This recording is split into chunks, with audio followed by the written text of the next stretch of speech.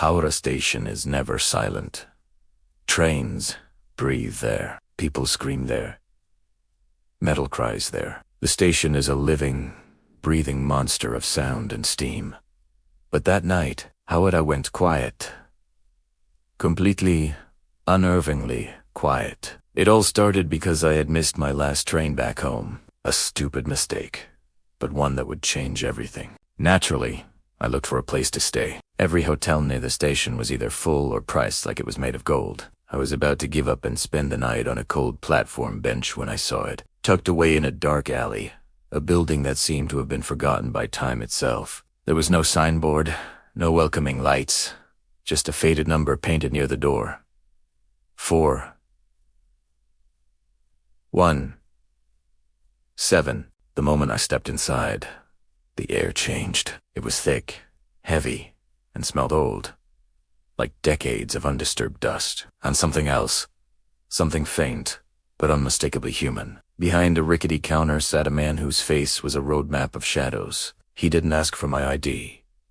He didn't ask for my name. He just looked at me with eyes that seemed to know I was out of options. His voice was a dry rasp. "One night stay." I nodded, too tired to speak. He slid a key across the worn-out wooden table. It was cold. Too cold. The kind of cold that seeps into your bones and stays there. As I began to climb the creaking staircase, I noticed something deeply strange. There were no sounds, not just in the building, but outside too. No footsteps from other guests, no distant voices. And most terrifyingly, no trains. The constant, thundering heart of Howrah station was silent. It felt like the entire city was holding its breath. Room 417 was at the very end of a long, narrow corridor. The single light bulb hanging outside flickered weakly, as if it was tired of living, casting long, dancing shadows that played tricks on my eyes. Just as I was about to unlock my door, the owner's voice drifted up from the lobby below, a final, chilling piece of advice. If someone knocks after midnight, do not answer. The words hung in the dead air, feeling less like a suggestion and more like a law. The room itself was depressingly simple. One bed, one chair, one mirror on the wall. But the mirror was covered with a dusty, white cloth. A strange sense of dread washed over me, a gut feeling telling me not to touch it. I decided to listen. I sat on the edge of the bed, trying to make sense of the suffocating silence. At 11:58 p.m., the last faint echo of a train horn faded into nothing. At 11:59 p.m., my phone, which had been struggling for a signal, went completely dead. At exactly 12 a.m., the old-fashioned clock on the wall stopped, its hands frozen at midnight, and that's when I heard it. A knock. It was soft, careful, almost gentle, as if the person on the other side was afraid to wake someone. Knock.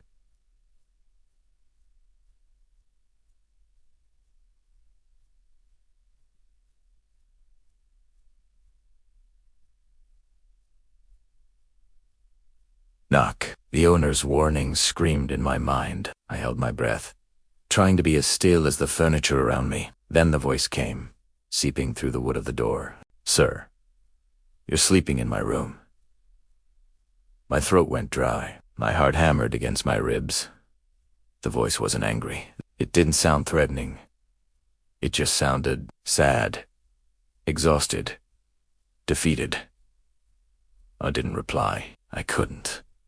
My voice was trapped somewhere in my chest. Then I saw the doorknob begin to turn. Slowly.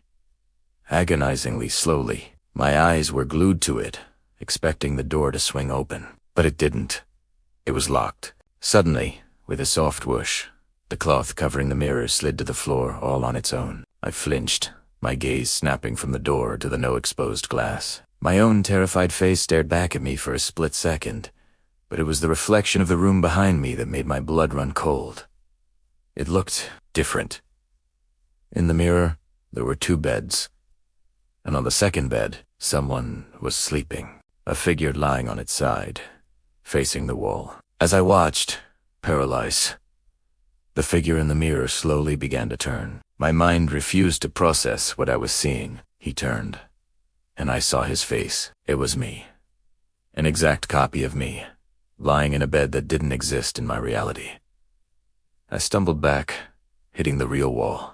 The room suddenly felt smaller, the walls pressing in on me. It felt like the room was shrinking, breathing. The knocking on the door returned, but this time it was harder, louder, more desperate. "You don't belong here," the sad voice insisted from the corridor. The single light bulb in the room flickered violently, and then, in the mirror, the other May opened his eyes and smiled. It was not a friendly smile. It was the smile of something that had won a game I didn't even know I was playing. His reflection spoke, but his lips didn't move. The words echoed directly inside my head. I knocked too.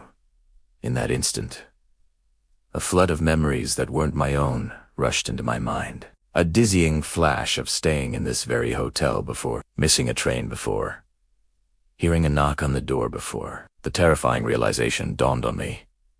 I'd stayed in room 417 years ago, and I never left. With a deafening crash, the door to my room burst open, but there was no corridor outside.